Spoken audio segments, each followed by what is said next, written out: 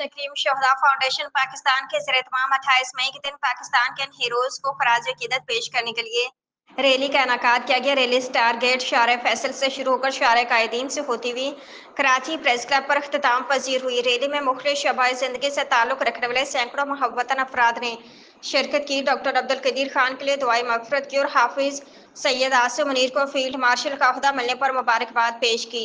Rally के शुरका ने doctor Abdul Qadeer Khan और फील्ड मार्शल सैयद आसिम मुनीर की तस्वीर वाले हैंडबिल्स उठा रखे थे।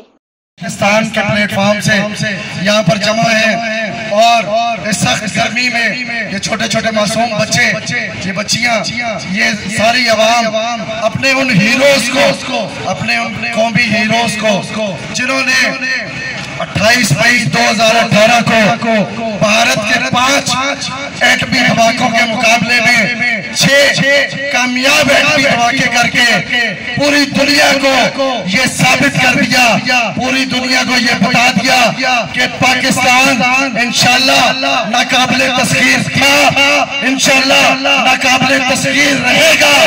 और इस बात का अमली सबूत अभी पिछले दिनों आपने देख लिया। भारत बहुत अरसे से हमें टेस्ट करना चाहता था, बहुत अरसे से हमें आजमाना चाहता था।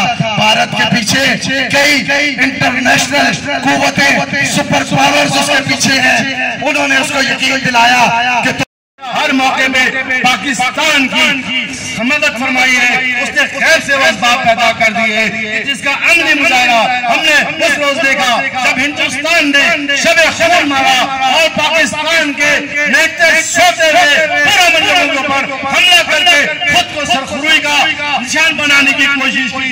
लेकिन पूरी दुनिया ने देखा कि उसके जवाब में जब फौज पाकिस्तान ने अमली कदम उठाया और उसके बाद के घर में घुस के जिस अंदाज में इस पाकिस्तानी कौम बुलंद किया, ये अपनी मिसाल आप है। और क्यों ना होगा जब बात हो पाकिस्तान की कि जिसके आने के बाद कि जिसका सलाह हाफिज हो, कि जिसके दिल में कुरान हो, जिसकी सोच में कुरान हो, जो अल्लाह की हक